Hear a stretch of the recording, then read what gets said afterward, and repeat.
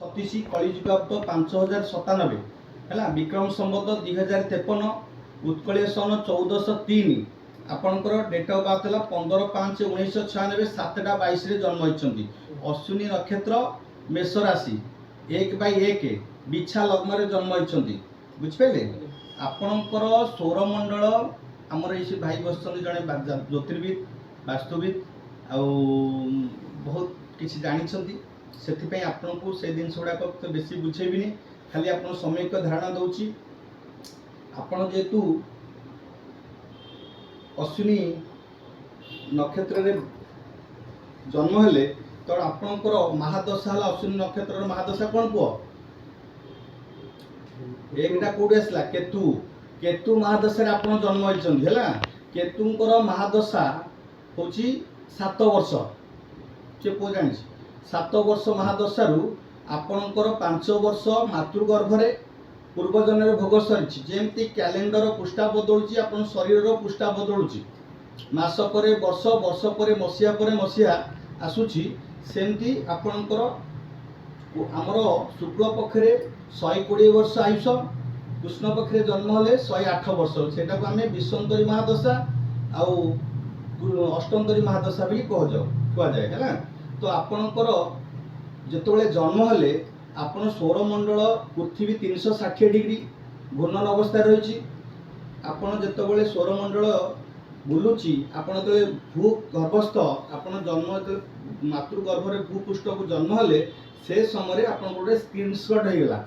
जो स्क्रीनशॉट है आपन को कुंडलीटा मुझे तैयारी कली ये कुंडली जो घरे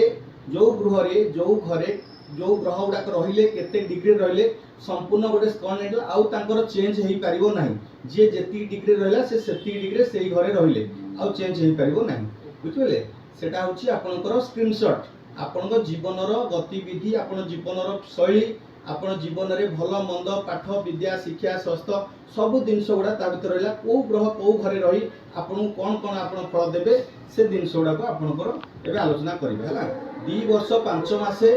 22 दिन बाकी था जो भूपृष्ठ जन्म हेले केतु महादशा एति बाकी थिला आपण तो धरा पृष्ठ जन्म हेले यही धरा पृष्ठ रे आपण भोग कले 2 वर्ष 5 मासे 22 दिन जेतबे सरी जीव केतु पर कोन महादशा आसे पो शुक्र महादशा केते ना 20 वर्ष आपणकर भोग हबो तापर शुक्र पर आसीबे रवि रवि पर चंद्र चंद्र पर मंगल पर राहु राहु पर शनि शनि पर से राहु पर बृहस्पति बृहस्पति पर शनि शनि पर बुध तापर केतु से तौक आप 120 वर्ष ये तो आजिका जुगरे जो परमायु थिला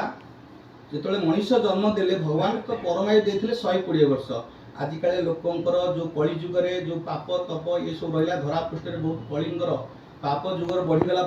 खाद्यपेयर रासायनिक खाद्यपेय खाइबा द्वारा लोकंकर आयुष ए कमिगला 60 ରୁ 70 वर्ष भितर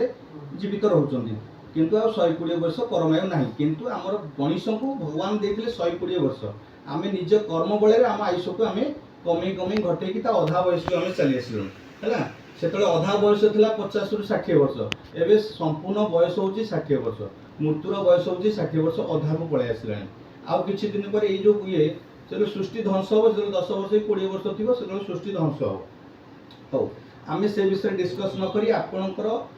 पाठ करवा आपणकर जो कुंडली आम कले गोटे लग्न कुंडली आमर ओडिशा रे प्रचलित मु सबले से पुओ को कहिछि ओडिशा रे प्रचलित होछि हमर लग्न कुंडली लग्न माध्यम रे आपनकर कुंडली आमे तयारी करछु जो लग्न वैदिक नीति रे पराशर नीति रे भृगु नीति रे जो कुंडलीटा होय से होछि आपनकर लग्न कुंडली भाव कुंडली तो सेठी कोन होछि आपन लग्न कुंडली रे जो घरे जो ग्रह रहिले केते डिग्री रहिले से सेही सब डिग्री रहिला आपन 16 डिग्री रहंतु आमर जो गोटे घर को आम 30 डिग्री नौ 360 डिग्री आम पृथ्वी पृष्ठमंडल को नौचु से जगह कौन हो गोटे घर को आम 12टा राशि 12टा डिवाइड करूँ 360 डिग्री को जो 12टा भागे डिवाइड करूँ गोटे भाग पड़ जाए ना 30 डिग्री माने आम गोटे राशि को 30 डिग्री दौचु ता भितर 3टा नक्षत्र भी रोचंती बुझिपारे 30 डिग्री भितर 16 डिग्री रो 20 डिग्री रो 25 डिग्री 26 29 डिग्री 30 डिग्री रहिले भी से घरे रोचु कृष्णमूर्ति कौन कले जितेबाला आप लग्न अनुसार जन्म हेले से जन्म अनुसार से घरे केते डिग्री थे देखिकी तो आपणकर अपोजिट घर को से नहीं जाऊँ जदि कम डिग्री भितर आप जन्म होती लग्न बेलू तो से डिग्रीटा आपंकर पूर्व घर पलाऊ जदि आप लग्न थे द्वादश घर पलैब बुझिपारे तो जदि द्वादश लग्न माने ये हाँ द्वादश घर पलैब जदि लग्न घर थी द्वितीय घर थी तृतीय घर पलि आस तृतीय घर थे द्वितीय घर पलि आस सब समस्या रही द्वितीय घर थे लग्न घर पलि आस